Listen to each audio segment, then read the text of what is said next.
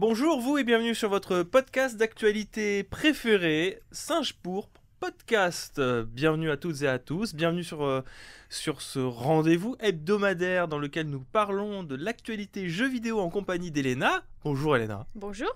En compagnie d'Étagère. Bonjour Étagère. Bonjour. Et en compagnie de... j'ai du mal hein. Bonsoir. Mage. Voilà, Mage. Bonsoir. Ça va Mage ? Ça va. Écoute, c'est littéralement 3 lettres mon nom, mais tu vas y arriver un jour, j'en suis sûr. C'est J'ai Mage pour confiance. mise à jour, c'est ça ? Exactement. Bien sûr.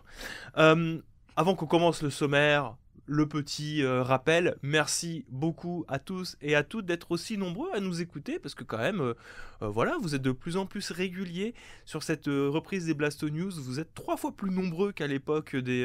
Sans déconner. des Blasto News de l'époque à nous écouter. Hein. Donc je sais pas si c'est parce qu'on le fait mieux ou si c'est parce qu'il y a plus de monde qui écoute les podcasts. Félicitations Shinji. Bravo Shinji, Bah, du coup, bravo. apparemment, c'est Bravo, plus Shinji. agréable de regarder, Beau podcast. de écouter que de regarder et écouter. Oui, parce que même sur la chaîne YouTube, Blast News, finalement, vous n'êtes pas plus nombreux à nous écouter et nous regarder. Vous êtes autant qu'avant, c'est-à-dire Mais un c'est- certain nombre quand même, plutôt pas mal. Ouais, mais c'est-à-dire que les gens sont fidèles, hein. Du coup, merci.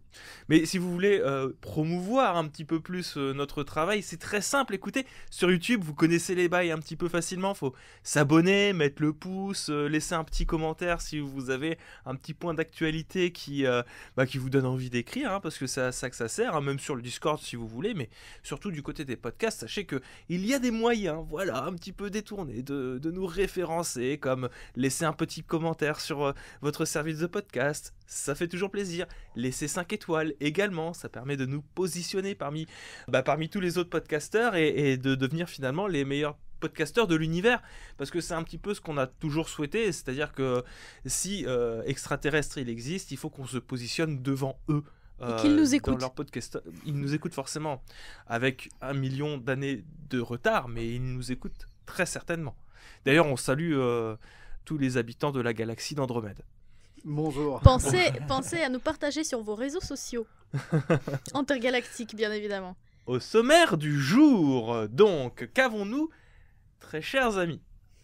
Bon, des petites news tranquilles pour commencer avec les mises à jour next-gen, inattendues, mais maintenant attendues, des Resident Evil 2, 3, 7 Oui. pour PlayStation 5, Xbox et PC, du GTA Trilogy enfin mis à jour après l'avalanche de caca qu'il y a eu sur les GTA Trilogy, on en parlera un petit peu hein, de ce qui s'est passé sur l'avalanche de caca. Quoi ? Quelle bien jolie manière d'en parler. Oui, c'est une tempête de caca. N'est-ce pas ? Une tempête de caca, comme on dit. On continuera à parler un peu d'Elden Ring parce que c'est un peu le jeu fort. Hein. On s'était quitté la dernière fois, le jeu n'était pas encore sorti. Maintenant, il est sorti. Je crois qu'il n'était pas encore sorti. Si, il était sorti.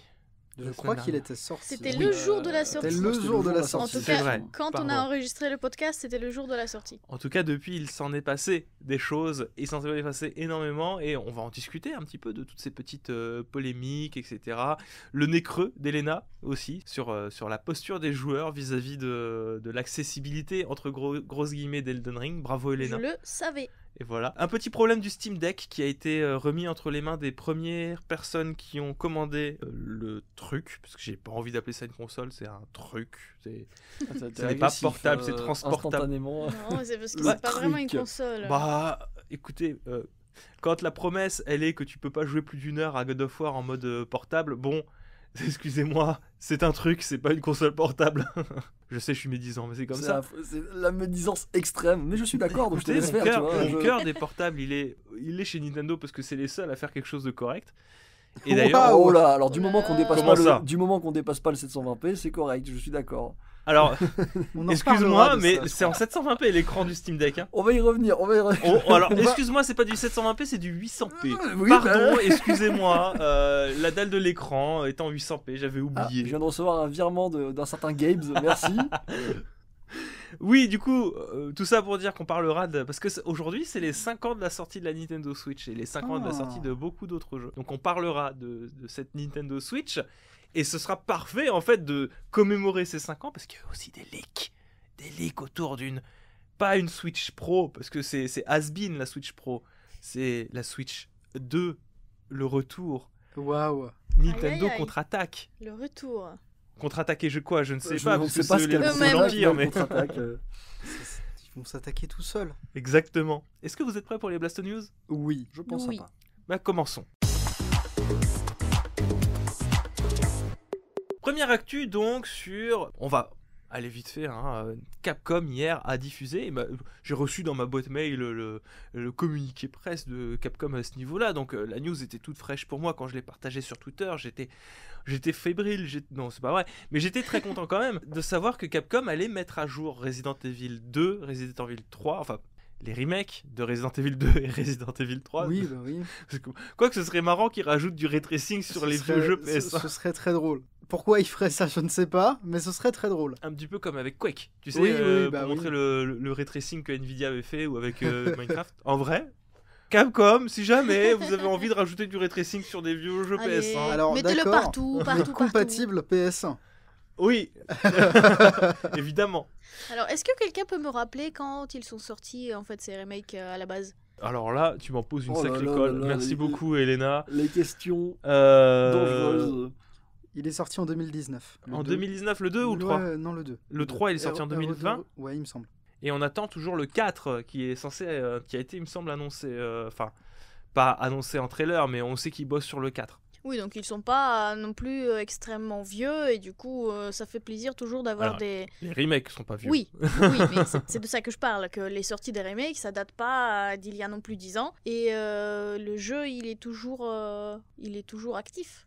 Il est toujours soutenu, en tout cas, par Bah, Capcom. Du coup, qui- ouais, il est Qui soutenu. fait ça quand même admirablement bien, je trouve. Alors pour un coup, j'avais peur parce que c'est effectivement une réflexion que j'avais posée sur Twitter quand j'avais reçu le communiqué presse, parce que ça Oui. n'était pas spécifié si les versions console étaient mises à jour gratuitement. Ah, Ils avaient spécifié la mise à jour PC, alors moi j'avais posé Ok. la question, est-ce que les versions console seront mises à jour gratuitement? Et oui, si vous possédez la version PlayStation 4 de Resident Evil 7, 2 ou 3, vous aurez une mise à jour PlayStation 5 gratuite qui vous offre un meilleur framerate. Alors je dis PlayStation, mais ça marche sur Xbox aussi, sauf sur certaines technologies, mais on y viendra. Donc un meilleur framerate, de 60 images par seconde, le sacro-saint 60 FPS, du ray tracing, du 3D audio. Donc quand je parlais des oui. spécificités PlayStation, hein, c'est le 3D audio PlayStation, et du coup les spécificités de la DualSense. Voilà, donc c'est mise à jour sympathique pour des jeux qui, on le sait, les jeux d'horreur quand même, ça profite bien des effets de lumière, et avoir des effets de lumière naturels, faut voir ce que ça peut donner. Moi j'ai vraiment très très hâte de voir ce que ça peut rendre. Déjà que les images qui ont été diffusées, franchement, je trouve que ça, c'est bien flippant, surtout l'image de Resident Evil 7. Je sais pas si vous l'aviez vu là. Si. Surtout l'image de Resident Evil 7 que je trouve absolument flippante avec ce monstre qui vous fonce dessus. Je sais pas ce que vous en pensez, vous, du coup. Ben, moi, comme d'habitude, en fait, ça fait partie des choses que fait Capcom ces dernières années, on peut le dire. Je trouve que vraiment, il y a beaucoup de choses extrêmement positives à garder des choses entreprises par Capcom. Je sais que c'est une période de transition un petit peu pour le studio, hein, dans la mesure où la série Street Fighter est en transition.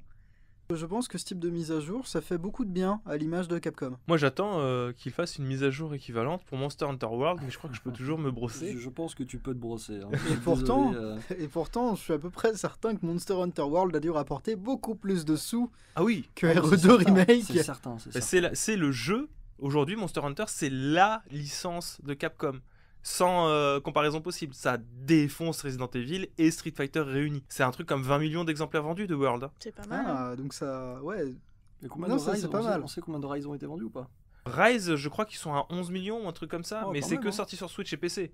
Ce qui est pas mal, ouais, du coup. Du Quand coup, tu c'est sais- pas quand mal, Tu sais hein. que Ward a quand même fait ses plus grosses ventes Mais- sur les consoles. Rise n'aurait jamais atteint ces chiffres s'il n'y avait pas eu World avant. Oui. Très c'est clairement. sûr, c'est Tu sûr. vois le truc. D'ailleurs, c'est dommage que Rise ne soit pas sorti sur des consoles plus récentes aussi, parce que du coup, ça aurait permis encore à la licence de frapper encore plus fort. Je sais pas d'ailleurs, c'est curieux que Rise ne soit pas sorti ailleurs que sur PC. On va voir comment les choses avancent. Bref. Dernière question sur Resident Evil de ma Ouais. part. Ils sont disponibles du coup sur PS5 ou pas? Bah, Oui. du coup, ils sont rétrocompatibles, ouais. Ouais. Mais maintenant, ils seront mis à jour sur PS5. D'accord, bah c'est Oh, parfait. Ben, la c'est vraie- le... La vraie question, c'est est-ce que ça va coûter 10 € de plus, monsieur? Non. Et non, Bah c'est ce qu'on a non. dit, c'est gratuit. Mais c'est dingue ça. C'est- Oh, je comprends pas. Je crois qu'il y a certains je qui devraient vanne, hein. prendre exemple. Je vanne, mais certains comprendront. Hein. Je ne comprends pas d'où Tu viennent es un ces 10 petit les 10 coquin. euros magiques. Je vais appeler ça les 10 euros magiques. Je me permets de digresser. Vous voyez, on était parti pour faire un truc rapide avec Resident Evil, mais là, bon, ça vient comme ça. Mais j'ai l'impression que Capcom, il joue plus la carte de l'entretien de l'image de ses propres licences, quitte à faire des mises à jour gratuites, parce que bon, qu'on le veuille ou non, rajouter du ray tracing, débrider des jeux, c'est quand même un travail supplémentaire et donc un coût. Qu'on le veuille ou non, c'est quand même un coût de développement supplémentaire. J'ai l'impression qu'ils essayent d'appliquer cet entretien sur la longueur de leur licence, un petit peu à la manière de ce qu'ils font avec Monster Hunter, hein, parce que je crois qu'à part le standalone de Monster Hunter World, il n'y a pas eu de microtransactions supplémentaires, il n'y a pas eu de DLC supplémentaires, si ce n'est des trucs gratuits. Après, il faut pas perdre de vue du fait que Capcom reste Capcom, Ouais. et que Capcom garde cette habitude antédiluvienne de te revendre le même jeu avec le DLC sur un CD. C'est vrai. Il y a une version CD de Iceborne, et encore aujourd'hui, Capcom est le studio qui est à l'origine de toutes les blagues sur Ultra, Alpha, Omega, Turbo, Street Fighter 4 avec de la Macédoine, tu vois. Et je sais très bien que ça va continuer. Je sais très bien que c'est quoi, j'allais dire non, Daybreak, c'est la mise à jour de Pokémon. C'est quoi le nom du DLC de Monster Hunter Rise? Je sais plus. C'est Sunbreak. Ouais, ah bah j'étais pas loin. T'étais pas loin. J'étais pas loin. Je pense très sincèrement qu'il y a des chances que Monster Hunter Rise Sunbreak ressorte en physique. Oui. Comme le veut la tradition des jeux ouais. Capcom, qui nous a déjà fait ça d'ailleurs pour... et ça m'y fait penser en matière de mise à jour de Capcom et d'ajout de ray tracing et de toutes ces choses formidables. Tu te souviens de Devil May Cry 5 ? Lui, il avait une option de mise à jour payante. Lui, il avait La une spéciale option de édition. mise à jour payante dans l'ajout de sa vrai. spéciale édition. Et c'est pour ça que je trouve l'exemple très intéressant. À voir du coup ce qu'ils vont ajouter. Est-ce que cette mise à jour, c'est la première d'une série d'annonces ? Enfin, d'une série de différentes annonces qui viendraient proposer du contenu pour faire vivre et entretenir les Resident Evil. Je ne sais pas si c'est le cas. Si c'est le cas, c'est très bien. Je pense pas que ça puisse corriger les choses qu'on a reprochées à Resident Evil 3 Remake, mais dans tous les cas, moi je suis preneur quand c'est gratuit. Bah écoute, moi je suis très curieux d'avoir un jour notre Super Street Fighter 2 HD Remix édition Ray Tracing Deluxe. Alors, méfie-toi, mais Street Fighter 2... Attends, comment il s'appelait celui qui avait été porté où les sprites avaient été refaits ? Super Street Fighter 2 HD Remix. Super Street Fighter 2 HD Remix que j'ai acheté à l'époque sur Xbox. Ouais, moi aussi, sur PS3. Il était trop bien. Bah oui, il était trop bien. En plus, il pouvait switcher du Street Fighter 2 normal au Street Fighter 2 HD. Mais du coup, cool. moi je veux cette version en Ray Tracing. Allez, actualité suivante. L'actualité qui suit concerne GTA Trilogy, qui enfin a été mis à jour pour enlever les problèmes de GTA Trilogy. Il était temps. Peut-on mettre à jour une direction artistique ? Non. Enfin, oui, tu peux corriger des trucs qui vont pas ou qui sont un peu bizarres, mais là, c'est vrai que bon. Après, ça reste les directions artistiques, ça reste les goûts, les couleurs. Il y en a qui peuvent aimer, qui peuvent pas aimer. Bon, je comprends où est-ce qu'ils ont voulu en venir en se disant les GTA 3 n'avaient pas une esthétique Incompatible. réaliste Avec, et ils ont voulu garder un esprit peut-être cartoon. Voilà, Oui. pour moi ça ne marche pas trop parce que ça fait vraiment Mamie Georgette qui sort d'une chirurgie esthétique que tu savais que ça pouvait pas réparer les dégâts du temps, tu vois. Mais C'est terrible. C'est pour moi, terrible ce que tu viens de dire. C'était insauvable. j'aurais préféré qu'ils fassent un lissage HD comme n'importe quel remaster HD que ça. Mais bon, encore une fois, c'est les goûts et les couleurs. Donc c'était pas là le problème principal, on va dire, de ce GTA Trilogy. Le problème, il était dans Dans la pluie. la pluie, dans les bugs, dans Dans le jeu. dans en le fait. jeu, dans le finalement. cœur du jeu, qui allait pas du tout et qui était trop cher pour ce que c'était. Le genre de jeu que tu veux pas toucher mais avec un bâton. Et le pire, c'est que le jeu il est sorti il y a presque 3 mois. Et qu'entre temps, il n'y a pas eu de patch majeur qui viennent corriger jusqu'à maintenant, où les 3 jeux, semble-t-il, ont eu une liste de mises à jour longue comme un bras. Est-ce que ça vous tente, vous, de tenter l'aventure du GTA Trilogy, maintenant que ce serait éventuellement corrigé ? Alors, j'ai pas vu si c'était effectivement corrigé, je vais dire tout de suite, j'ai pas été voir sur YouTube s'il y avait des comparos, etc., ou si les gens étaient plus heureux. Est-ce que quelqu'un a la force mentale de faire ça ? C'est gratuit sur le Game Pass. Hein, Non, pour non, ça. mais est-ce que quelqu'un a la force mentale d'aller faire un comparo après avoir été déçu, tu vois ? Je sais pas. Je pense que oui. Je pense que oui, parce que Ça clique quand même un petit peu, GTA. Non mais ça clique, mais je veux dire, quelqu'un qui est à côté, est-ce qu'il y a vraiment quelqu'un qui va relancer GTA Trilogy parce qu'il voit qu'il y a des patchs comme ça? Je sais pas. Vraiment, j'ai des sérieux doutes. Est-ce que toi, tu veux relancer GTA Trilogy? Non, je veux pas relancer GTA Trilogy. Il faudrait déjà que je le lance, ça serait pas mal, mais je peux pas le relancer parce que même moi là dans cet état, il m'intéresse pas. Vraiment, GTA Trilogy pour moi c'est un. Qu'est-ce qui t'intéresse pas même dans ces états? Mais c'est juste, c'est honteux. C'est affreux, hein, mais c'est honteux. Autant jouer aux GTA précédents qui ont été un peu liftés, etc., ça me plairait. Mais la manière dont ça a été balancé aux joueurs et la manière dont ça a été géré, hein, parce qu'ils l'ont jeté au visage des gens et puis ils ont fait. Oh, quand les gens se sont plaints, il y a eu un vu, tu vois. Rockstar, vu. Ils ont tenté d'offrir des cadeaux à côté, à droite, à gauche, mais il y avait toujours ce vu, sans trop de réponses. Et aujourd'hui, je suis désolé, mais laisser un jeu 3 mois avec un système de tu peux pas reprendre ta mission à un checkpoint sur tous les GTA, parce que j'ai regardé, c'était sur tous les GTA du coup de la trilogie. C'est super grave. Il y a des gens qui ont testé ces versions. Comment tu peux lancer un jeu et te dire ah effectivement, on peut pas reprendre un checkpoint là. C'est bizarre. Mais on le vend quand même. On va le vendre, allez, c'est parti. Je trouve ça grave parce que Rockstar, c'est pas des nouveau-nés, tu vois. C'est des gens qui vendent des GTA 5 depuis 2013. C'est 140 millions de ventes pour GTA 5 et je crois 30 ou 36 pour Red Dead 2. Ils ont de la moula. Hein, oui, mais imagine, ils ont laissé ce projet-là à des jeunes à peine embauchés. C'est grave, avec zéro expérience en mode entraînez-vous. C'est encore plus grave, c'est des géants, c'est vraiment des géants du game, ils ont énormément d'argent et pour moi c'est très grave, donc je ne le relancerai pas et je le lancerai encore moins, Trilogy. Hein, moi je vois qu'ils ont fait quelque chose comme 120 correctifs. J'en ai rien à foutre. Non mais ces correctifs, là il y en a vraiment beaucoup quand même, et surtout apparemment c'est tombé sur des choses qui sont, mais comment dire, c'est la base des bases, quoi. C'est-à-dire que t'as les cinématiques qui ne se lançaient pas comme il faut. Ils ont fait des corrections dans les cinématiques pour que les personnages puissent apparaître au moment où il faut. Alors pour que les coupes de cheveux soient visibles au moment où il faut. Pour le fait que tu changes des coupes de cheveux ne fasse pas bugger ton jeu, tu vois. C'est vraiment des trucs qui auraient jamais dû passer les phases de test. Ça manquait de polish de ouf, quoi. Oui, mais de toute façon, il y a des trucs, hormis le fait que ça soit un petit côté un peu moche, on soit pas tous fans, comme tu l'as dit, il y a des trucs, je comprends pas que ça ait pu passer les phases de test. Est-ce qu'il y a vraiment 2 personnes qui testent les jeux? Je me dis, c'est pas possible. On aurait testé ces jeux à 4 ici. Je suis sûr qu'on aurait pu remonter un tiers des bugs qu'il y a ici. J'en suis sûr et certain.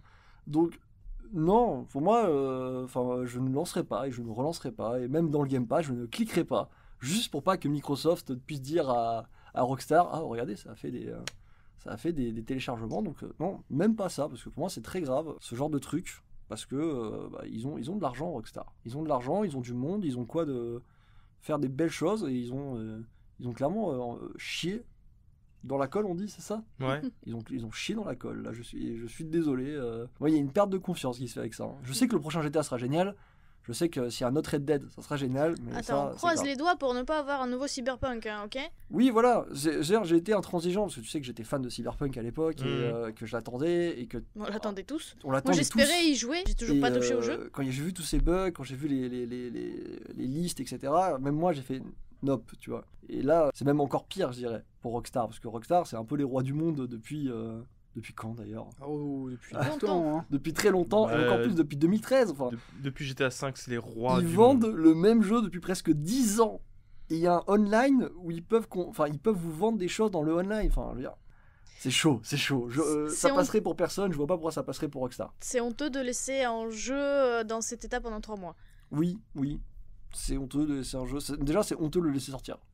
Oui. Tu peux pas t'appeler Rockstar, tu peux pas avoir autant d'argent, autant d'influence et autant de poids et faire ça. Surtout qu'ils l'ont sorti de manière un peu surprise, quoi, parce qu'il y avait des rumeurs comme quoi ils le feraient, et puis d'un coup d'un seul, c'est sorti de nulle part, et ils l'ont annoncé.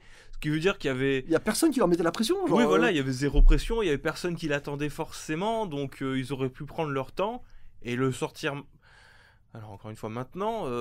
Bon, c'est vrai que le mois de mars, il est compliqué, mais... Oui, voilà, c'est pas le meilleur moment pour le sortir. Mais ils auraient pu prendre leur temps, quoi. Ils auraient pu attendre le mois de mai et nous donner quelque chose où il y a vraiment peu de bugs, parce que là, il doit en rester encore plein, quand même. Hein. Oui, mais il y en a plein, mais moi, ce qui m'embête le plus, c'est que je suis sûr que ça a été remonté, tous ces bugs, c'est pas possible. Au-delà de ça, j'aime pas trop, pour être honnête, la démarche d'essayer de s'occuper de la plastique d'un jeu, d'un vieux jeu, parce que je trouve que ça c'est vouloir le décontextualiser à chaque fois, de changer la plastique. C'est le problème, enfin pour moi, c'est le reproche que je ferais par exemple au Crash ou au Spyro, les remasters qui ont été faits, parce que le gameplay est exactement le même qu'avant, sauf que comme on a une plastique qu'on essaye de faire plus actuelle, alors en l'occurrence, la plastique des GTA Trilogy, elle est ce qu'elle est, les goûts, les couleurs, tout ça, tout ce que tu veux, il n'y a pas de problème. Mais je trouve que ça enlève le contexte et on oublie que c'est quand même aussi des jeux qui ont vieilli. Les GTA, ça fait partie des premiers mondes ouverts.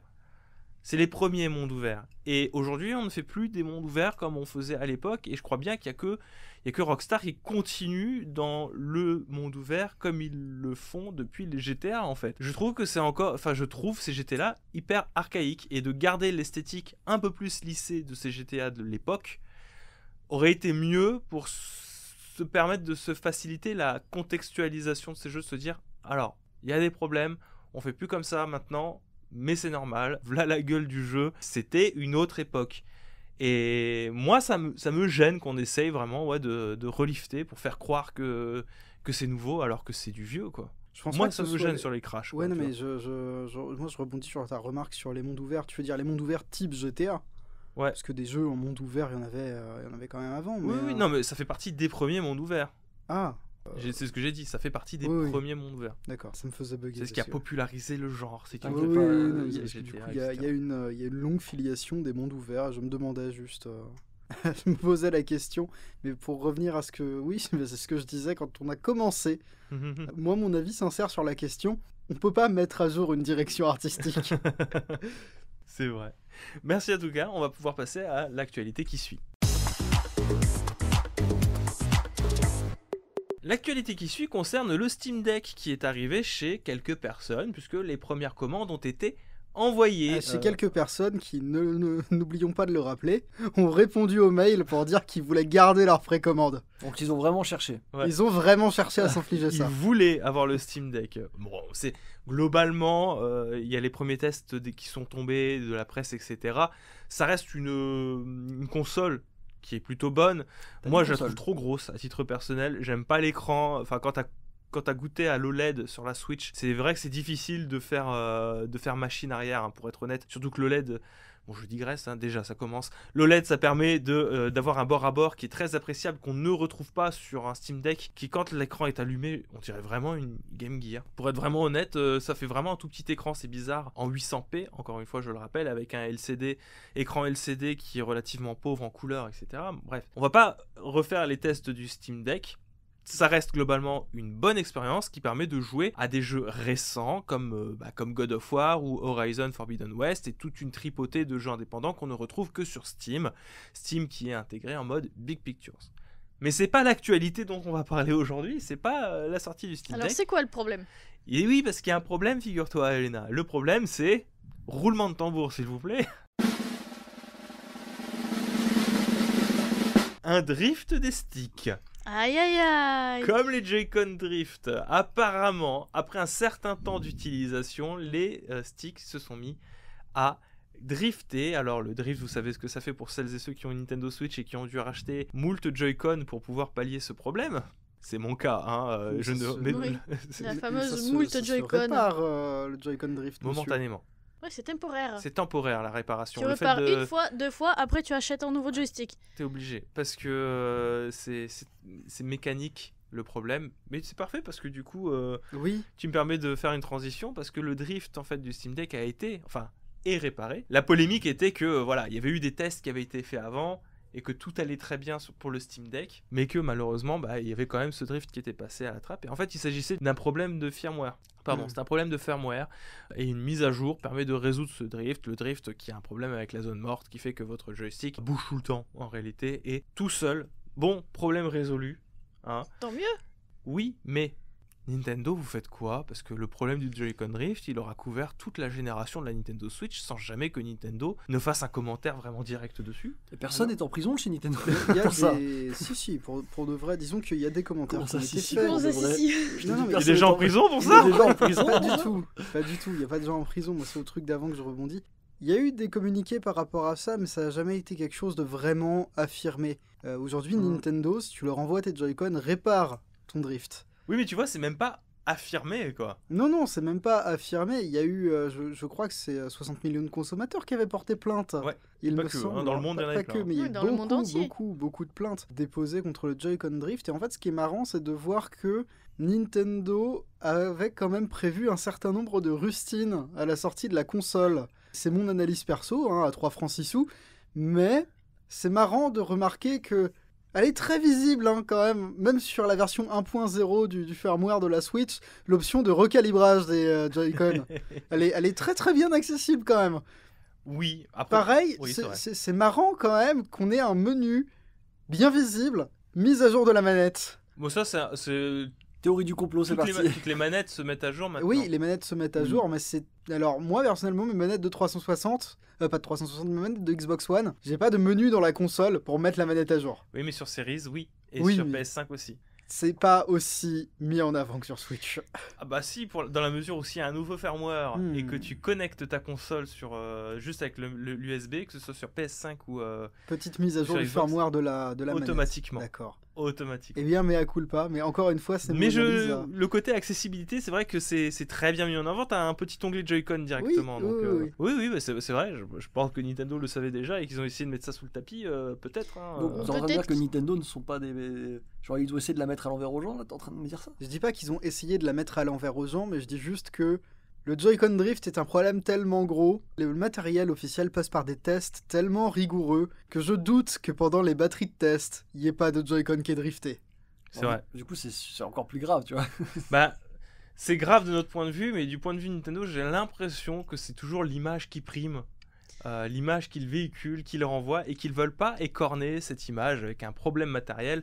Là où jusque-là, je m'imagine qu'ils se disent qu'eux, ils ont toujours été propres sur eux, sur le fonctionnement du hardware. Hein. Oui, surtout qu'ils ont quand même construit une bonne partie de leur communication sur la promotion de la Switch autour des Joy-Con comme une nouvelle technologie, nouvelle capacité, nouvelle possibilité de jouer, etc. Donc avouer que leur Joy-Con miraculeux ne fonctionne pas comme il faut, bah c'est comme si ils avouaient que tout leur projet était raté en fait dès le début. Moi, je pense vraiment que c'est une question d'honneur parce que tu as, c'est une mentalité qu'on retrouve chez beaucoup de développeurs japonais. Cette question d'honneur, je prendrai juste l'exemple de Final Fantasy XIV et de toute la période pré-Realm Reborn qui est progressivement passée sous le tapis en mode ça n'a jamais existé. Oui, mais là, Alors que nous, mais on vend ça comme étant la success story, etc. Incroyable, la version 2.0 est géniale. Je peux te jouer encore une fois que les développeurs japonais, ils le vivent très mal, ils veulent pas que t'en parles. Hein. Non, mais je pense juste que la logistique à mettre en place pour résoudre ce problème, elle serait peut-être un peu trop énorme parce que s'ils voulaient Oui. résoudre vraiment tout comme il faut pour assurer à 100% le renouvellement de leur parc de Joy-Con, il aurait fallu rappeler les Joy-Con de tous les acheteurs, de tous les utilisateurs, de chez tous les stocks, chez tous les vendeurs. Et il aurait fallu reproduire à nouveau la même quantité de Joy-Con et fournir à tout le monde des nouveaux Joy-Con, c'est vrai. réparés, Oui. etc. C'est pas comme ça avait déjà été fait plus ou moins dans l'histoire du jeu Et vidéo. Hein. C'est pas comme si Xbox avait rappelé des millions de 360 défectueuses, avait dépensé des milliards Alors, pour les petite remplacer. anecdote, du coup, à propos de Nintendo qui glisse des trucs sous le tapis, et à propos de la Switch, c'est marrant, jusqu'à un certain moment, les Switch ont connu une faille software majeure qui a engendré des millions de dommages, de pertes, Des hacks. de hacks. Quand On ils en se parlera sont quand on hackés parlera aussi, de la ouais. Switch, On en peut-être, parlera, hein, parce oui, que là, mais- c'est le Steam Deck. Sauf que le on a Steam bien Deck, digressé. Ils Oui, ont mais- réussi, je pense, à On revient au contourner Steam peut-être Deck. leurs problèmes. Puis j'ai vu que leur joystick, justement, tout le côté manette, entre guillemets, de Steam Deck, il est facilement remplaçable apparemment. Donc Oui, si ouais. besoin, il Encore peut une se faire remplacer. Encore une fois, en termes d'image à proprement parler, Valve est pas dans la même situation que Nintendo non plus. Oui. C'est leur première console sur un public de niche qui a plus ou moins conscience que c'est une sorte de d'essai de Valve Bah, là-dedans. le public il est déjà conquis en Le- soi. Voilà. Ça, C'est, le y a pas de public, risque. J'ai l'impression qu'il y a quelque chose de très idéologique hein, derrière, Oui, non, mais derrière c'est le ça, hein. public de Valve. Non, mais je crois qu'on a on a le même avis, toi et moi, Mage. Il y a vraiment, j'ai discuté avec des gens, parce que moi je suis pas familier du tout hein, avec le Steam Deck. J'ai cherché vraiment à prendre contact avec des gens qui se sentaient investis d'une sacro-sainte mission d'achat du Steam Deck. Non mais ils ont vendu des bibles. Ils les ont chrétiens, tu vois, ils ont vendu des bibles. C'est c'est- incroyable. de voir Laurence Young expliquer bonjour à tous, un petit mot sur Twitter, hein, un petit mot sur les sticks analogiques Steam Deck. L'équipe a examiné les problèmes signalés. Il s'est avéré qu'il s'agissait d'une régression de zone morte à partir de récentes mises à jour de firmware. Nintendo ferait jamais ça.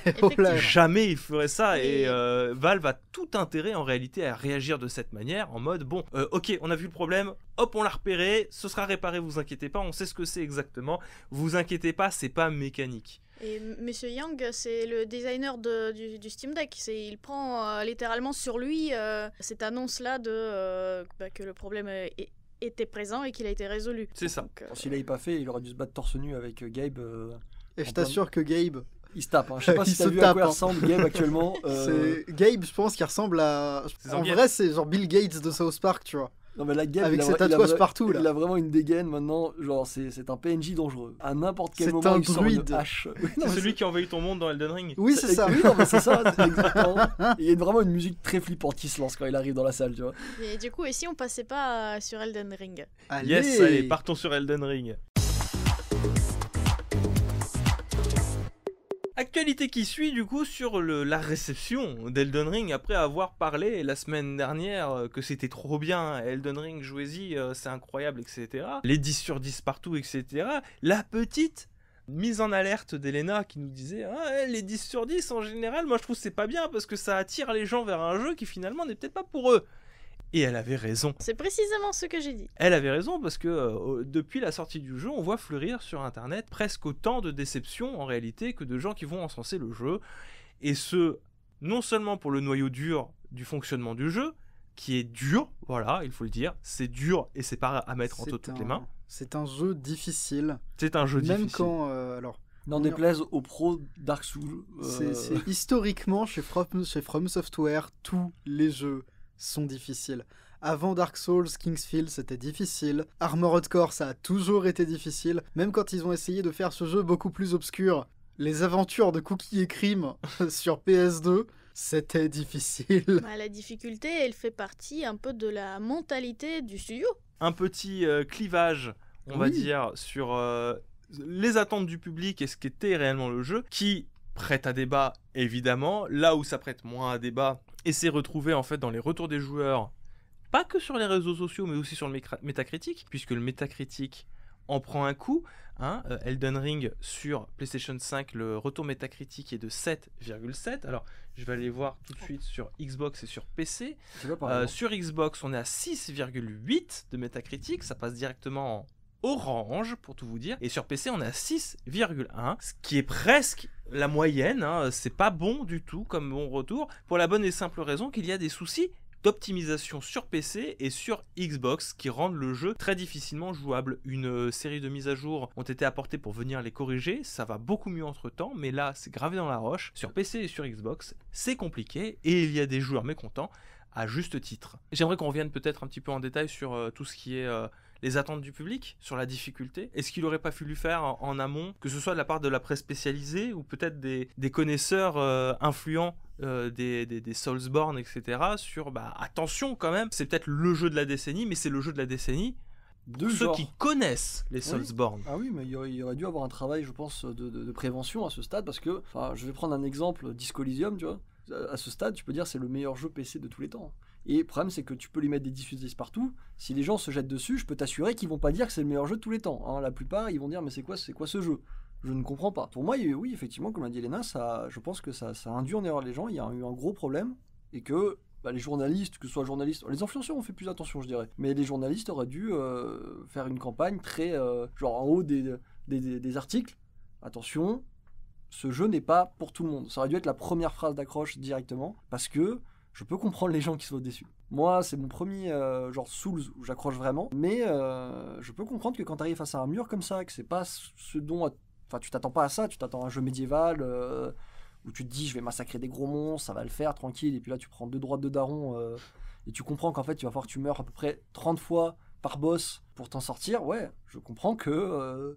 ça puisse se sentir sur la déception et sur les notes. Après, l'optimisation, c'est une autre histoire pour le coup, parce que ça ne monte pas en compte avec le style de combat, même si je suppose que ça perturbe un peu les combats, hein, les problèmes d'optimisation. Ben, alors moi, quelque part, pour te dire, ça me rassure, entre guillemets, pour Shadow, parce que moi, j'avais fait une session de 6 heures de test sur une session Shadow, qui était donc sur PC. Tout à fait. En cloud gaming, du coup. En cloud gaming, Donc, et tu je cherchais. mettais sur le dos, mes problèmes pour jouer, sur le dos de Shadow. Je pense qu'il y en Alors avait, mais je pense que quand ça ramait, c'était pas Shadow. Je pense que c'était la version PC avant tous les patchs Day One qu'il pouvait y avoir, qui avait franchement du mal à faire tenir Elden Ring. Donc bon, j'espère que ça va s'arranger pour eux, hein, pour toutes ces personnes vis-à-vis d'Elden Ring. Ce que je voulais dire aussi vis-à-vis de cette réception du public, c'était quelque chose d'intéressant que j'avais vu de la part de Exerve, parce que tu l'as bien souligné aussi, Mage, c'est le premier Souls que tu accroches, mais tu as déjà joué à des Souls avant. Oui, bien sûr, j'ai déjà tâté des Souls, mais... Donc tu as déjà intégré la philosophie un petit peu de jeu de ces jeux-là. Oui, le côté Et cognitif, ce qu'Exerve disait, c'est que c'est quand même dingue tous ces problèmes d'interface qui sont des vrais problèmes qu'on retrouve dans le jeu et qui sont des portes, des murs monumentaux pour les nouveaux joueurs qui ne connaissent pas la philosophie des Souls jusque-là. Parce qu'on a des réflexes quand on joue à ce jeu-là qui sont pas naturels et que tu as eu aussi d'ailleurs, hein, comme Oui. le fait de clean absolument un endroit, Oui. devoir tuer tous les monstres. Moi, au bout d'un moment, je file, tu vois, je cours et puis je tue pas tous les monstres parce que c'est une perte de temps en fait. Il y a un côté un peu paradoxal, parce que dans le sens, c'est tous les jeux en général qui m'ont inculqué ça. Et je me dis aussi que c'était peut-être dans la nature des Souls de devoir clean, parce que dans ma tête, les Souls c'était très couloir. Et je me dis, si c'est un couloir, je peux pas le traverser sans fracasser tout le monde. Bon, effectivement, c'est pas du tout le même esprit qui sort. Et j'ai réalisé, Dieu merci, Dieu merci, que je pouvais juste fuir et dire non, mais j'ai pas envie de me battre aujourd'hui. Ça marche même avec des mini-boss d'ailleurs. Donc, ouais, il y a ce côté où je pense qu'il y a énormément de gens qui se fracassent les dents sur des trucs qu'ils ont même pas besoin de le faire. Mais après, il y a des rustines. Genre le fait que les joueurs puissent aider. Beaucoup de joueurs qui m'ont aidé, qui m'ont dit pas besoin de te battre, furtivité. Essaye furtivité, n'attaque pas. Et je trouve ça génial. Oui, bien sûr, mais ça, encore une fois, ça fait partie de la philosophie des Souls. Et si t'as pas le PS Plus, Oui, je peux. Là c'est affreux par contre. Parce que le nombre de dingueries que j'aurais fait si j'avais pas eu ça. si t'as pas le Xbox Live, Et y a pas par défaut une connexion qui fait que. Non. Même pas. Putain, c'est Non, affreux. du tout. il faut que tu sois connecté au PS Plus. Oh, c'est affreux. Il devrait au moins y avoir, tu sais, un genre de. Je sais pas si ça existe, ce genre de système strict minimum pour au moins qu'il y ait les informations qui passent. Parce que je pense que ça fait partie de. J'y connais Genre, rien. tu peux pas faire de coop, mais au Ouais. moins t'as les messages au Je sol. pense que ça fait partie Oui, un peu de alors l'identité. Ils y sont. Alors Sans- les sans- messages au sol, alors dans celui-là je sais pas, mais moi je sais que dans Bloodborne, pendant longtemps j'avais pas le PS Plus, Ouais, j'avais les messages au sol. ok. D'accord. Bah, si Donc je pense qu'il y a un certain nombre de messages au sol qui sont de base dans le jeu. À peut-être voir. pas mis à jour tout le temps ou autre genre peut-être. Peut-être je que sais c'est mis à jour, mais il me semble que les fantômes en tout cas, oui, ils doivent s'afficher. Il y a le mapping des touches aussi qui Ah, est affreux. compliqué, de devoir interagir avec triangle, sauter avec croix du coup aussi, l'utilisation de la deuxième barre de raccourci qui vous demande de maintenir la touche d'interaction, donc triangle, et de toucher avec les autres touches, donc c'est R1, L1. Je peux te dire que quand tu veux tenir une arme à deux mains, tu fais un grand écart des doigts. Hein. Ah oui, non mais c'est absolument n'importe quoi. Vous avez aussi, on en discutait juste avant, mais dans quel monde tu vis pour te dire que l'interface, même l'interface, elle est méchante avec toi. Quand ton cheval meurt, il faut réutiliser une potion de soin pour le faire ressusciter.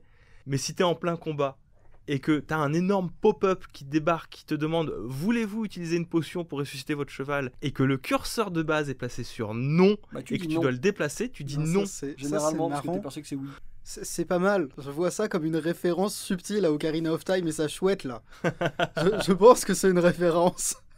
Ouais, mais du coup, là, pour le coup, c'est plus handicapant que la chouette. parce C'est que méchant, bon, c'est c'est- méchant. C'est la version méchante de la chouette. Moi, ça m'est arrivé de mourir sur la carte, bêtement, parce que mon cheval s'était fait tataner, et le cheval est plus fragile que toi de toute manière.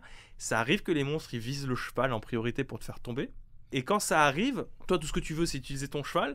Donc, t'es en plein de courir, tu vas te prendre une attaque, tu veux utiliser ton cheval, t'as le pop-up qui apparaît qui dit « Voulez-vous utiliser une potion ?» Tu mets « Non », tu te fais tataner, t'es mort. C'est que ton réflexe le plus normal quand tu sais que ton cheval est mort, ce qui est pas tout le temps clair parce que des fois il disparaît juste parce qu'il a atteint une limite de coup. Ton premier réflexe c'est ouvrir le truc du cheval, donc carrément ouvrir ton inventaire, faire appuyer sur la potion, droite. Oui, alors dit comme ça a l'air facile, mais je peux vous assurer que quand vous faites casser la gueule, enchaîner 4 actions, Alors Oui, que puis- tout ce que tu veux, c'est fuir. Puis même au-delà de ça, il n'y a pas de système de raccourci un peu mieux pensé, tu sais, pour utiliser les collectibles. Hein. Enfin, je veux dire, mais quelle horreur de devoir appuyer sur la touche du bas, jusqu'à ce que tu arrives à ta Oui. potion. Genre, Et en fait, tu l'as raté, donc tu es obligé de tout défiler tout en c'est bas pour affreux. récupérer la Surtout qu'en potion. plus, dedans, il y a plein de trucs, genre les loups, il y a les âmes. Enfin, moi, ça m'est déjà arrivé d'invoquer un truc alors que je voulais boire une potion, tu vois. Mais moi, du coup, ce que je fais, c'est que je clean tout et je n'utilise pas, en fait, les collectibles, ou en tout cas très rarement, comme les bombes de feu, les graisses que tu peux appliquer Ah, mais sur ton arme. je les ai enlevés, moi. Je les utilise pas parce que pour la bonne et simple raison que je me limite à 4 objets dans mon inventaire, une invocation, les 2 potions et ma lanterne. J'ai que 4 objets, ce qui me fait que je n'ai qu'à appuyer 4 fois pour avoir l'objet que j'ai besoin. Et si je le rate, c'est pas grave, je n'ai que 4 touches à appuyer. Oui, t'as déjà tout en tête. J'ai déjà tout en tête. Mais oui. Mais je trouve ça dommage, quoi, parce que pour une personne qui voudrait jouer le jeu, Mhm. jouer le jeu du consommable, etc., encore une fois, c'est un frein ergonomique. Et je trouve que le jeu, qu'il soit difficile par son gameplay, exigeant, c'est une chose. Mais dans ce cas-là, il n'y a pas besoin d'être exigeant sur l'ergonomie des menus. C'est pas normal, tu vois. Mhm.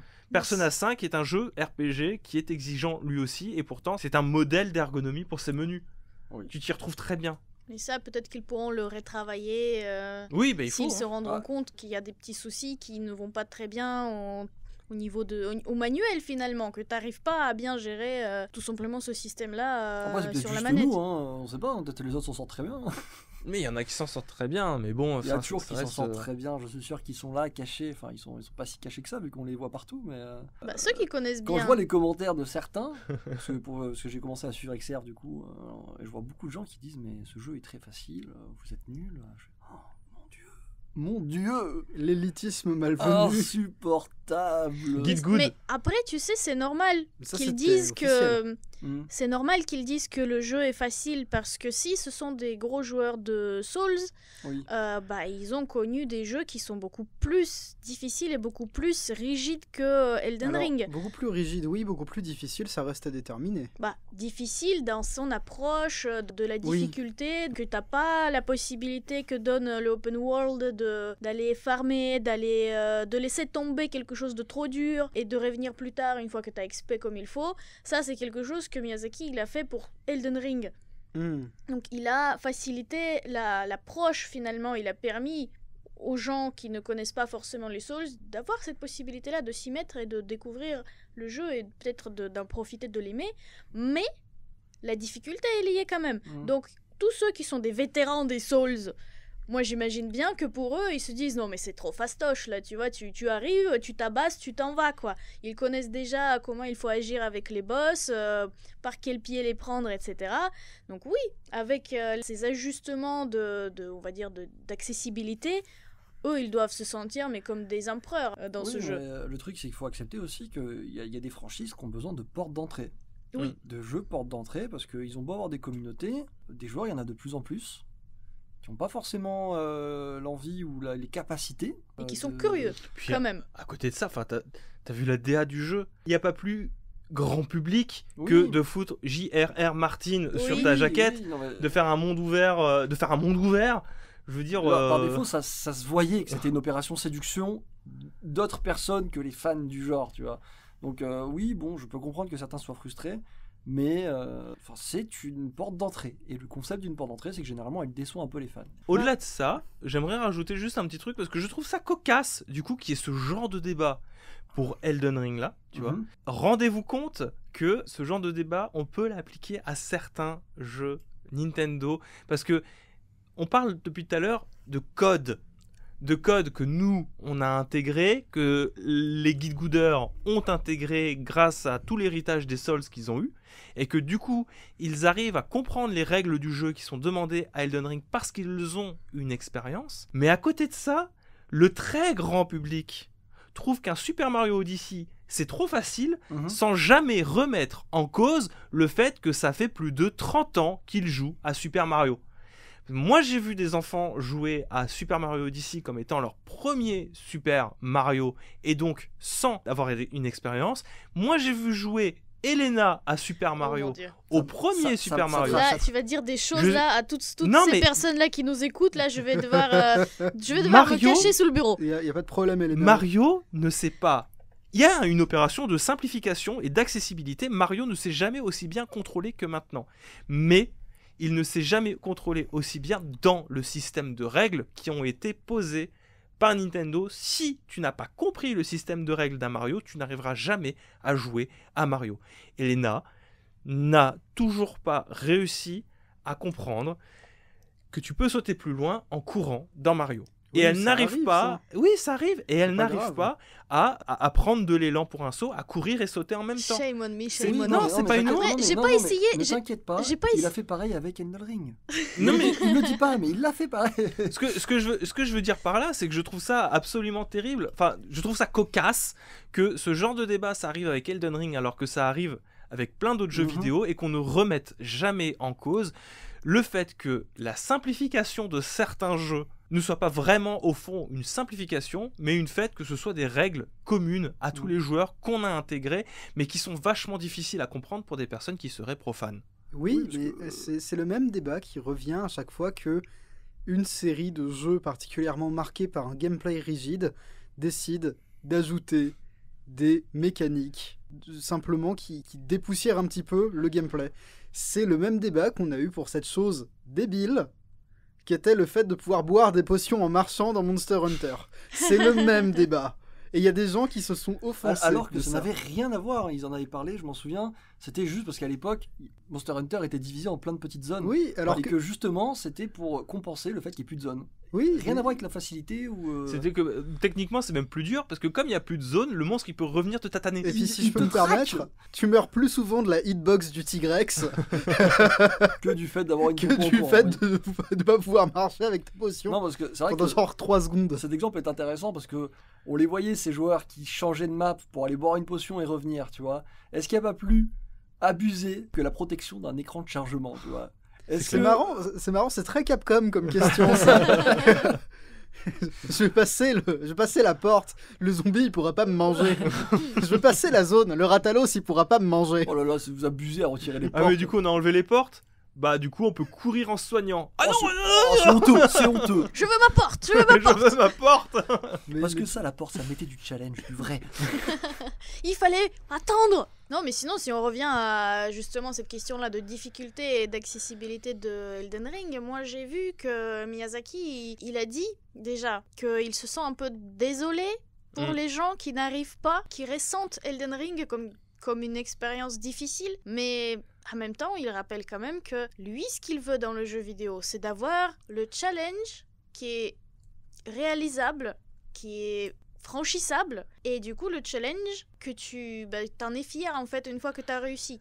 Oui. Et c'est quelque chose qu'il a voulu faire pour s'opposer justement à la politique des jeux, la plupart d'autres jeux qui veulent que ça soit rapide, direct, et que finalement Oui, par tu exemple. avances, Mais et Elden dash, Ring- et c'est fini quoi. Elden Ring est aussi la preuve que tu peux rajouter des options qui vont faciliter la vie, le confort de jeu. Tu peux rajouter des options de confort de jeu qui, dans les faits, vont simplifier l'expérience, mais sans en ruiner l'esprit initial qui était Exactement. de vouloir passer. Je suis désolé, mais pour moi, Elden Ring a encore une marge de progression monumentale pour en arriver à quelque chose qui, déjà, n'est pas un non-sens de game design comme cette fenêtre pop-up sur le cheval qui meurt, qui je trouve est une erreur monumentale encore une fois. Dans tous les sens que je le regarde, c'est rajouter une difficulté sadique pour pas grand-chose, parce que c'est juste du menu, j'ai pas envie de me battre. Le menu, c'est pas un boss le menu. Que tu considères le world map comme étant un boss, ok. Que tel monstre soit positionné à tel endroit et t'empêche de passer, ok, que les armes soient lourdes et que les déplacements peuvent être plus ou moins compliqués en fonction de ton armure, ok, mais tu n'as pas à te battre contre des menus. Il devrait pas y avoir quelque chose de plus lisible en fait et de plus simple d'accès qu'un menu. Ouais, Et mais c'est pas le cas pour Elden Ring. Dans ce cas-là, tu soulèves un truc quand même, c'est je ne comprends pas comment ce jeu a pu avoir autant de 10 sur 10 avec un problème. Ça, on l'a répondu dès le début. Oui, je sais. C'est parce que c'est des joueurs qui ont acquis une expérience de... Oui, mais c'est les journalistes qui ont mis des 10 sur 10. Oui, mais je pense Pour moi, que un journaliste, il devrait mettre un flag sur ce genre de choses, tu vois. oui, Ça, c'est ce qu'on disait déjà, c'est que les journalistes, ils auraient dû peut-être faire plus de travail de prévention, essayer de remonter tout ce qui pouvait poser problème, surtout aux joueurs qui vont découvrir le jeu, vu que le marketing faisait que le jeu va intéresser forcément énormément de monde. Mais je pense que, Florian, pour toutes les questions un peu techniques, de menus, etc., de prise en main, je pense qu'il y a encore une marge de progression rapide, finalement, à faire. Parce que là, le jeu, ça fait une semaine qu'il est sorti, ils se sont concentrés surtout à résoudre les problèmes pour les gens qui sont sur PC et sur Xbox, pour qu'ils puissent jouer, tout simplement. Ça m'étonnerait qu'ils fassent une mise à jour pour changer les menus en Je pense profondeur. pas qu'ils les changeront parce que ce qui va se passer, c'est que les joueurs vont s'y habituer. Et je t'assure que rien que mettre le truc sur oui que sur non, ça va en perturber plein. Ça, c'est vrai. Effectivement, Parce que ça peut poser aussi Tu problème. vois, tu avais justement. encore une fois, il y a toujours ce conseil qui revient d'intervertir les boutons de saut et les boutons d'interaction. Ils vont s'y habituer. Moi, Oui. je me suis habitué. Ok. C'est-à-dire que j'ai laissé de base le saut sur croix et l'interaction sur Pareil. triangle, malgré le fait que ça me fasse faire des trucs bizarres, parce que je me suis habitué. D'accord. Mais c'est pas logique, mais je me suis habitué. Bah, Et dans si ce tu me cas-là, changes en cours de route, je peux t'assurer que je vais péter un câble. Ouais. dans ce cas-là, Faut tout le attendre un monde nouveau va s'habituer. C'est à chaque fois, quand on découvre un nouveau jeu, on apprend les règles. Oui, mais entre-temps, il y a plein de gens qui qui ont abandonné. C'est ça le C'est problème. ça le problème. Mais là, du coup, on revient sur une autre question, l'engagement que les gens sont prêts à mettre dans le jeu. Et du coup, pareil, est-ce que il fallait vraiment mettre des 10 sur 10 sans trop de nuances pour justement attirer un public qui finalement, il n'était pas prêt pour tout. On boucle finalement sur la fin de ce qui avait été dit la dernière fois. Le système de notes est imparfait, il est à revoir ou à supprimer. Ou adapté, oui. Merci, étagère. Merci Étagère pour cette conclusion. Parce que Oui, les mais- notes ou le système marketing aussi, parce que peut-être que la publicité était trop forte et qu'elle n'était pas suffisamment ciblée. Je sais pas. Je enfin, sais pas. c'est- Ça, c'est. Encore une fois, ce n'est pas ça à nous n'est de pas réfléchir de- à ça, tu vois, c'est leur problème, Voilà. pas le nôtre.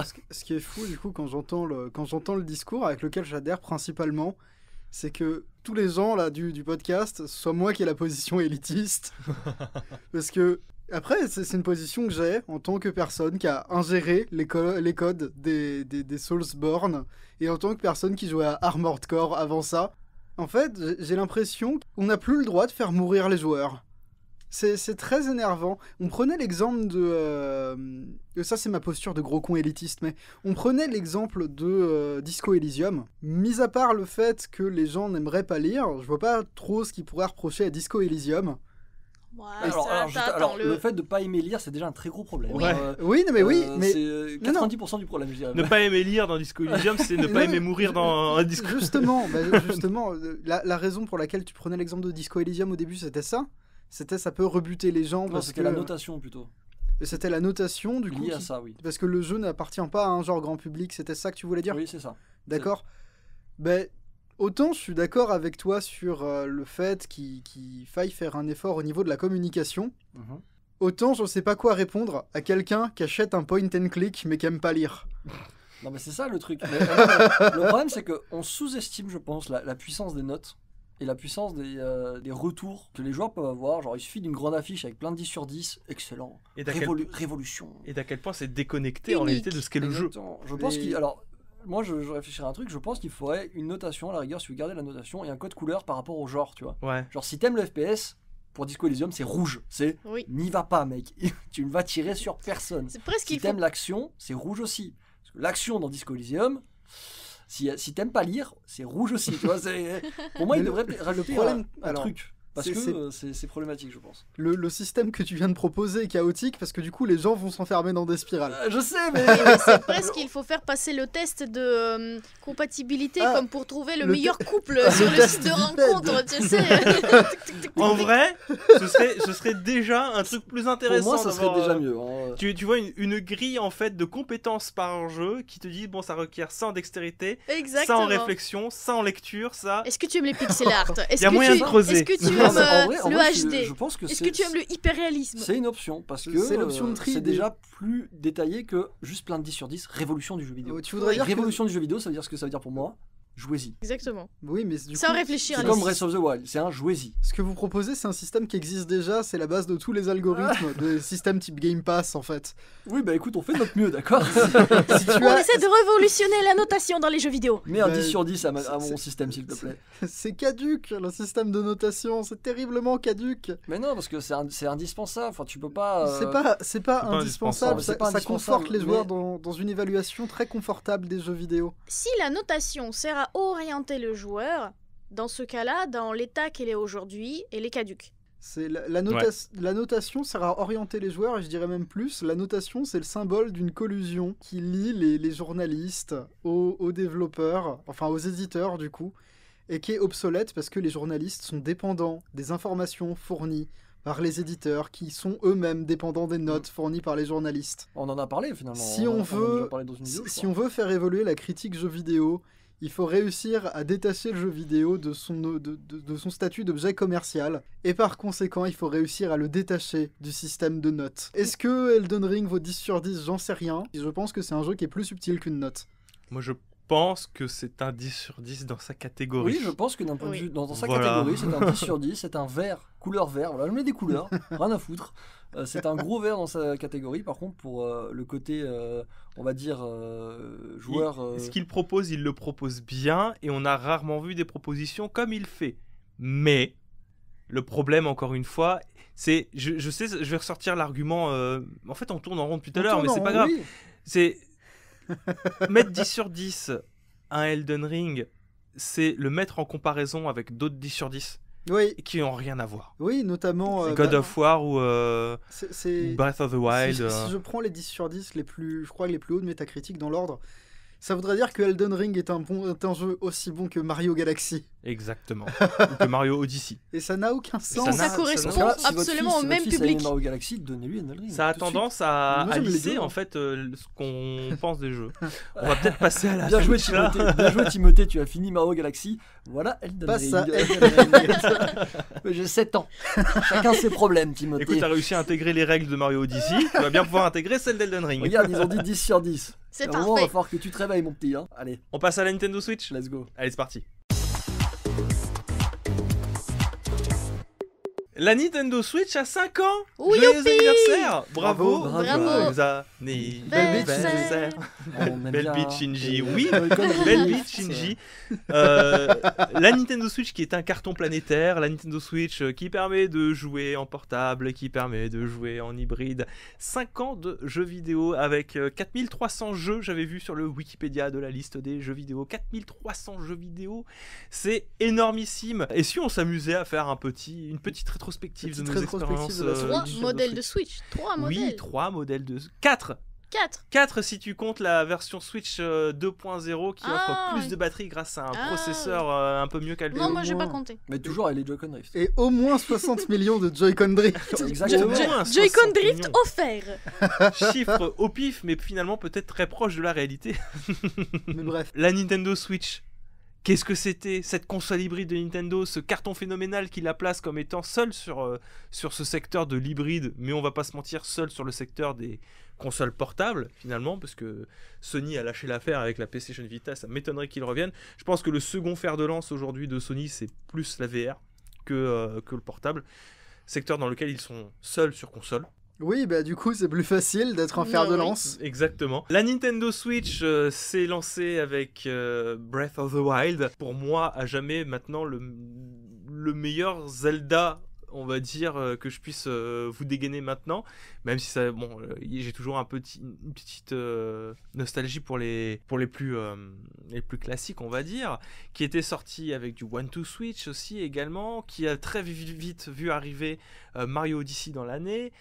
Splatoon 2 aussi qui était débarqué, cette nouvelle licence née sur Wii U et qui aura été un des succès de la Wii U à l'époque aussi, qui aura été un très gros succès, le lancement de Switch quand du même. lancement de Switch. Mario Kart 8 qui arrivait directement, histoire de bien enfoncer la popularité de la Et Switch sur le long terme. Le Fire Emblem qui est arrivé assez rapidement aussi. Aussi, c'est vrai. Bah, et c'est qui- les...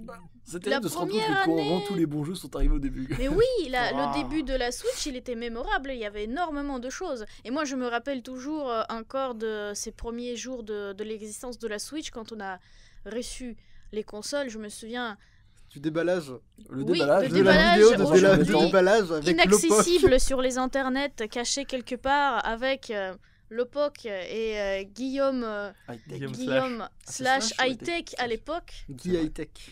C'était incroyable. Avec la petite raie sur le côté, c'était Gros, magnifique. gros plan Sama. Bah, du coup, Oui. je vous en prie, vous, qu'est-ce que vous retiendrez de ces 5 années de Nintendo Switch? Bah, je t'avoue que pour moi, les 5 années, ils sont passés comme une seule. avec littéralement un jeu. J'en étais sûr, j'en étais sûr. Non, c'est pas vrai, j'invente un peu parce que bon, j'ai quand même joué à Zelda au début. J'ai bien joué, hein. J'ai toujours pas fini le jeu, mais ça, c'est un peu ma tradition en moi. Les meilleurs jeux, je les finis jamais. Voilà, ils sont toujours dans mes mémoires en mode ok, ils sont toujours là, c'était trop bien, j'ai toujours pas fini donc j'en profite encore. Voilà, mais sinon c'est oui, Fire Emblem 4 fois. 5 parce que Voilà. j'étais obligée de recommencer une des routes, malheureusement. Mais voilà. Tu penses tenir jusqu'à la sortie de la Switch Pro avec Fire Emblem? Peut-être pas avec Fire Emblem parce que je vais le finir un jour quand même. J'attends le suivant. Je trouve que t'as été plutôt discrète sur le fait que t'es la personne la plus résiliente que j'ai rencontrée face au problème du Joy-Con Drift. Faut savoir qu'Elena a joué plus de 300 heures à Fire Emblem, dont 200 sous Joy-Con Drift. Oui, Ouais, mais c'est bah un écoute, tactical RPG. Ça va. C'est pas le ça on va, dire le ça jeu passe. le plus, C'était, mais c'est pour ça que je joue plus à Tetris par exemple. Ah, voilà, oui, quoi. Oui, Et t'as beaucoup pourtant- de Tetris. Et pourtant, j'ai bien aimé, c'était très cool. C'était inattendu et vraiment marrant, donc c'est un peu dommage pour les Joy-Con Drift, mais bon, tant pis. La batterie qui a du mal à tenir maintenant, parce que toi, du coup, ta Switch, c'est la première Switch qu'on a achetée. Oh là là, non, m'en parle pas, là maintenant je fais quoi? Même pas 2 heures de Fire Emblem d'affilée et il y a plus rien. Donc c'est triste.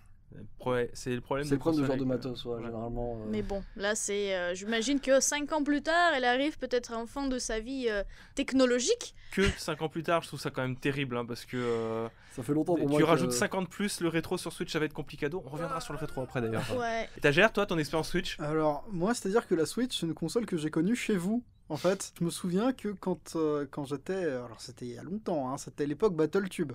Aïe, aïe, Qu'est-ce aïe. que j'ai joué à Isaac sur Switch? C'est vrai.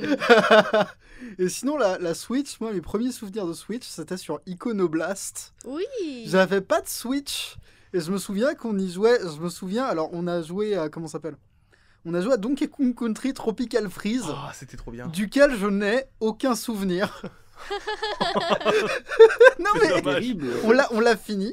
Non, mais il y a des vidéos qui montrent qu'on a fini le jeu, que j'ai vu la fin du jeu. Je ne m'en souviens pas. Peut-être l'occasion de t'y remettre, parce que c'est un excellent platformer. Hein. Oui, mais je sais qu'il est bien. Mario Maker 2, avec ses épisodes dans lesquels Brandon a été une victime collatérale du sel. Oh, mais par contre, il était bien ce jeu-là, malgré tout. Hein. Oui, pauvre Brandon. Je me souviens de ces lives de Mario Kart 8 Deluxe, Ouf, ou toi, t'étais très bordés de sel et de haine. Ah oui, bah moi j'ai essayé aussi ce jeu-là. Hein. Moi je note et je signe, j'ai essayé Mario Kart. Que j'ai pas j'ai kiffé, mais j'ai quand même essayé. J'ai pas compris pourquoi le syndicat des éditeurs de logiciels et de loisirs s'en est pris à Brandon. Ça arrive. Mais non, C'est pas celui-là? Je me souviens Pas qu'on lui. on a fini Mario Odyssey. Ouais. On a fini c'était ma Mario- deuxième fois déjà. Ouais, on a fini Mario Odyssey. Je me souviens, dans la douleur, il y a eu Mario Tennis Aces. Oh Oh, merde. oui. Le mode un joueur de Mario Tennis Aces. Qu'on n'a pas fini. Au début Qu'on n'a apprécié pas fini.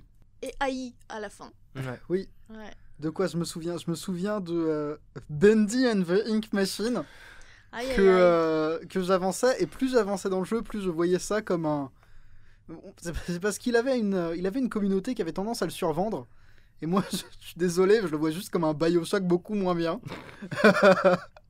Et je me souviens, on a joué à Kirby avec, Oui. avec toi aussi. On a joué à Kirby tous Il y a les deux. eu Super Mario Party, C'était mignon. Ouais.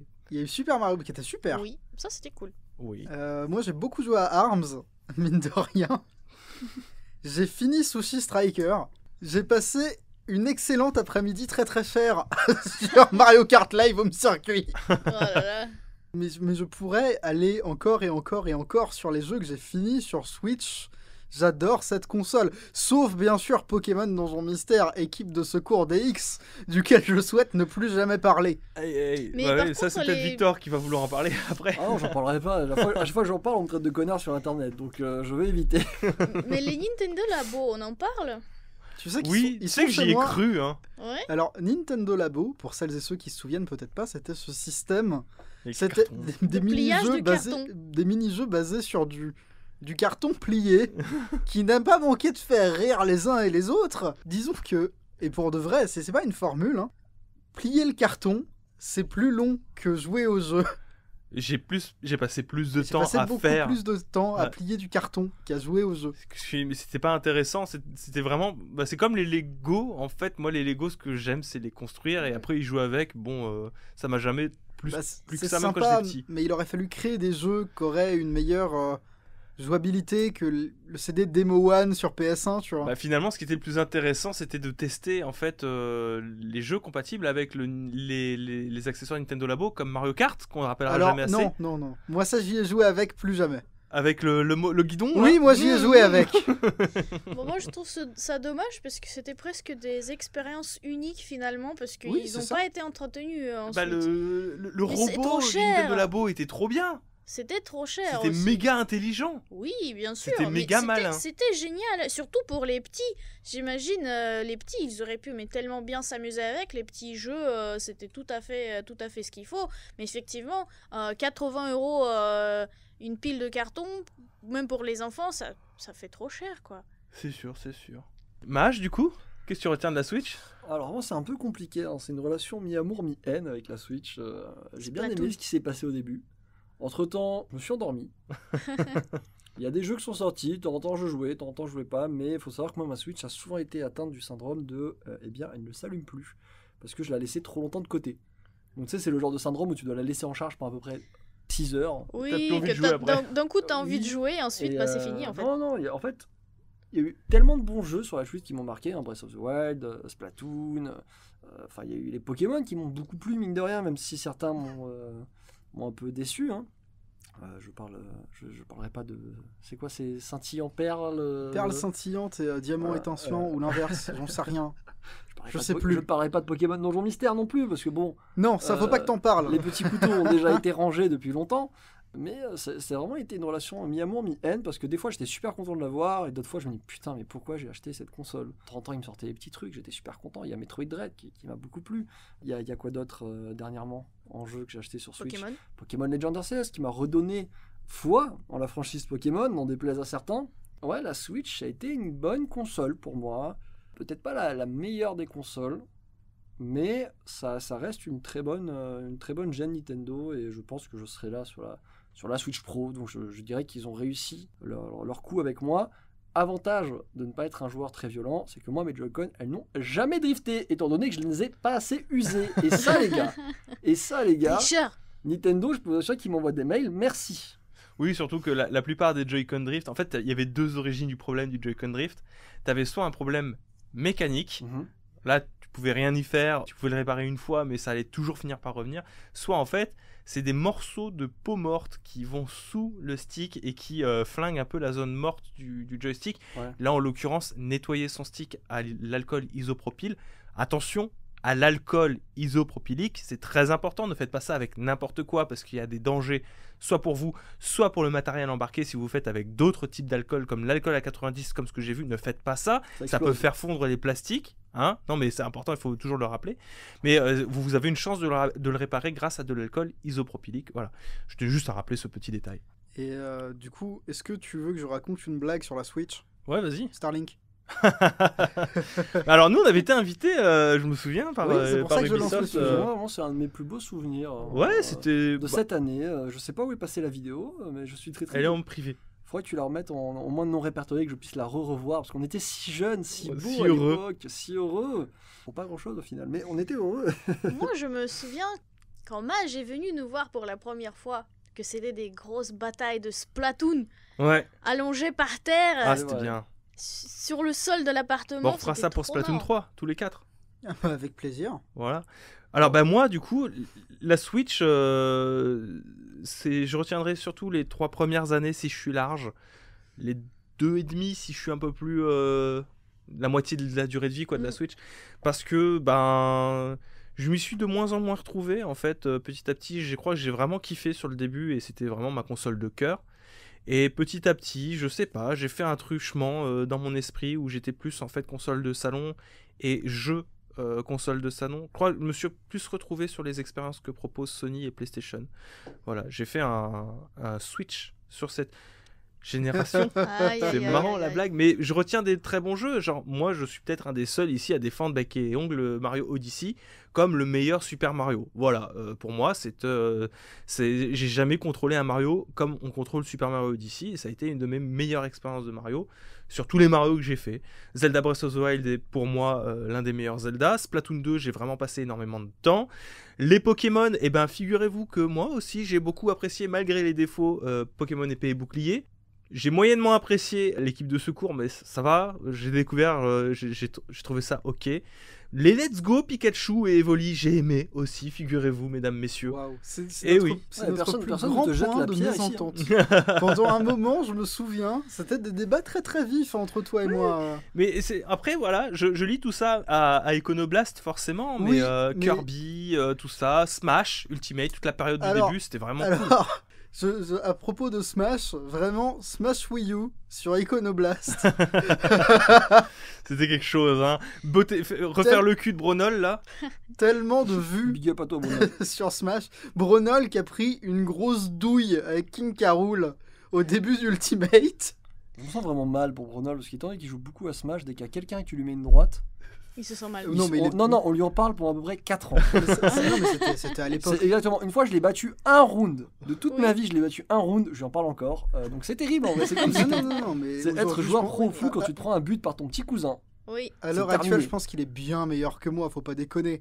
Mais je me souviens de cette époque-là. Et des fois, je revois les vidéos d'Iconoblast. C'était Et marrant. c'est sympathique.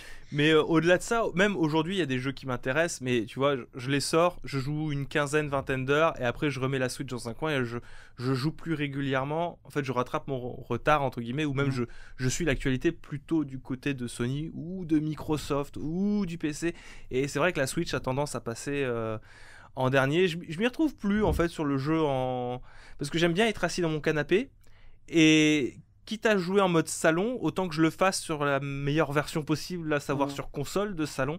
C'est le constat que je m'étais fait quand j'avais commencé ma partie sur eSuite, qui ramait comme pas possible sur Switch et qui du coup est très bien sur PlayStation 4. Donc pourquoi est-ce que je me le suis infligé en mode salon sur Switch, tu vois, ce Tant genre de de questions. réflexion. Si peu de réponses. Mais quand il y a des exclus qui sortent, voilà, moi j'étais très heureux sur Pokémon Arceus, tu vois. Et j'ai pas relancé ma Switch depuis que j'ai fini Pokémon Arceus. Mais tu te souviens, il y a eu aussi Astral Chain, Oui, que t'as énormément que aimé. j'ai énormément Et apprécié. puis, t'as testé aussi les Xenoblade, je crois. J'ai moins fait les Xenoblade, surtout le remake. J'ai surtout fait Xenoblade Chronicle 2 que j'ai pas apprécié. T'as un peu mais fait ça, quand ça même. reste, Et bah moi, j'ai vraiment fini Xenoblade Chronicle Definitive Edition. Et quand il y a des gens qui le définissent comme le meilleur RPG de sa génération, j'ai envie de dire, c'est même pas le meilleur RPG de sa console. Alors, Il est même pas dans le top 5. j'ai oublié un point important sur mon expérience Switch. Il faut savoir que ça a été la plus grande barrière. Et je pense qu'après, on passera au prochain point. Ouais. Il faut savoir que moi, il y a une barrière énorme. Et je pense que Nintendo, si vous nous écoutez actuellement, j'espère qu'il y a quelqu'un qui nous écoute de Nintendo. J'espère. Le online. Il est pourri. Oui. C'est la plus grosse merde du monde. Je dis les termes. C'est une honte aux jeux vidéo, un online pareil, quand vous proposez des jeux. Enfin, moi j'ai acheté Mario Tennis en me disant waouh, il a l'air trop bien ce jeu. Il a l'air trop bien. Quelle erreur. T'as même pas besoin de partir aussi loin avec Mario Tennis. Smash Bros Ultimate, Smash. aujourd'hui encore, c'est Oui. une honte. Smash, je voulais y jouer, j'y ai joué, je me suis entraîné, c'était cool, et puis j'ai lancé le online, et là, tu vois, j'ai arrêté. Et je me dis, c'est vraiment chaud, parce qu'en plus c'est online payant, c'est pas donné non plus, hein, on va pas se mytho. Ouais, moi c'est le plus gros point noir, je pense, de cette gêne, hormis les jeux, genre, tout aurait pu passer. L'absence de 2 ans où j'ai laissé poser la Switch dans un coin, mais le online, vraiment, si pour la suite, joyeux anniversaire la Switch, mais si vous changez pas le online, Ouais, faites un effort. faites un effort. Faites un effort parce que faites un effort. rajouter un port Ethernet de série sur une Switch OLED, ça ne change pas l'état des serveurs. Ouais, c'est ça. C'est, C'est peur euh, qu'on branche la console, que ça y est. Exactement, hein, les problèmes restent les mêmes. Alors, ok, t'as peut-être un peu moins de latence sur des jeux qui gèrent mieux, etc. Mais Nintendo, en vrai, ouais, va falloir revoir votre architecture online. C'est peut-être que 2 € par mois pour accéder au Nintendo Switch Online, mais c'est 2 € de trop. Parce que ça ne les vaut pas. On enchaîne du coup toujours sur la Switch parce que du coup ce qui est intéressant c'est les promesses sur l'avenir parce que c'est là-dessus que tu as voulu rebondir. Il y a eu des leaks qui sont sortis sur une Nintendo Switch 2. Alors on va pas s'attarder très très longtemps mais encore une fois ça nous promet une architecture plus puissante et notamment qui permettrait de supporter le DLSS 1.2 je crois. Non, 2.2. Le DLSS Ce 2.2. qui est pour, du coup, pour ceux qui connaîtraient pas. Vas-y, je t'ai Ah, moi je ne sais pas, je te demande. Le DLSS 2.2, c'est une méthode qui est propriétaire de NVIDIA, qui permet d'afficher sur de la 4K un framerate qui serait beaucoup plus conséquent, parce qu'en fait, tu as tout un jeu de textures basse définition D'accord. qui sont utilisés sur des éléments de décor que tu ne vois pas ou que tu vois peu. C'est-à-dire que c'est un ensemble de calculs par une intelligence artificielle sur des caches-misères D'accord. pour gagner de la fluidité, pour gagner de la puissance de calcul sur des choses qui seraient nécessaires. Moi, je me souviens, là, dernièrement, c'est sur Dying Light 2, sur une RTX 3080, où le jeu tourne à 40 images par seconde, ray tracing activé en 4K. Donc il a du mal à tourner avec une 3080 en 40 images par seconde. Ce qui est grave. Et avec le DLSS 2 activé, donc 4K ray tracing et ultra, il peut monter à 70 images par seconde. Ouais, donc on est vraiment sur une technologie. Voilà, donc c'est dans le meilleur des cas, c'est quand même 50% de gains supplémentaires, donc c'est pas rien non plus. Si la Switch pouvait faire ça, ça permettrait de faire tourner des jeux beaucoup plus gourmands, parce que actuellement, ce qu'il faut bien avoir en tête, c'est que Nintendo Switch, c'est que Nintendo. Les éditeurs tiers, soyons honnêtes, ils sont encore grands absents, pour la bonne et simple raison que, il y a un frein technologique qui est ce qu'il est, et aussi que les gens ils achètent que du Nintendo, quoi qu'il arrive de toute manière. Mais c'est vrai que je pense qu'il y a de plus en plus un frein sur la technologie de cette console. Elle est à peine plus puissante qu'une PlayStation 3, faut le rappeler, quoi, voilà. Disons les termes. Disons les termes, c'est ça. Alors je ne vois aucun leak lié aux éventuelles améliorations des serveurs Nintendo. Non, ça va être à Nintendo de le faire de son côté. On espère. Et il va falloir croiser des doigts. Moi, je trouve ce qui est marrant, c'est que justement, les leaks tombent pour l'anniversaire de la Switch. C'est fou ça. C'est incroyable, hein. Quel timing! En tout cas, merci à tous d'avoir été présents jusque-là. N'oubliez pas de mettre une petite note sur le service de podcast que vous utilisez, que ce soit Apple Podcast, Spotify ou je ne sais quoi, ce que vous utilisez. Merci à vous, messieurs, dames, d'avoir été présents. Hein. Merci Elena, merci Étagère, merci Victor. On vous embrasse et on vous dit à la prochaine. Ciao! Bisous.